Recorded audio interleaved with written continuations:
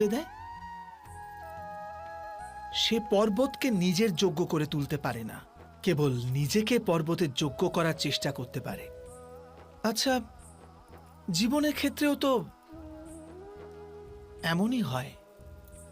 যখন মানুষ তার জীবনের কোনো একটি বাধা, কোনো একটি অবরোধকে জীবনের কেন্দ্র বানিয়ে নেয়, নিজের জীবনের গতি থামিয়ে দেয়, তখন সে তার জীবনে সফল হতে পারে না সুখ আর শান্তি প্রাপ্ত করতে।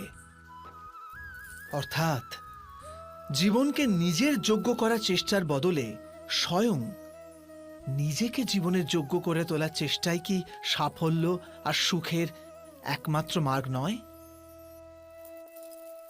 স্বয়ং বিচার করুন।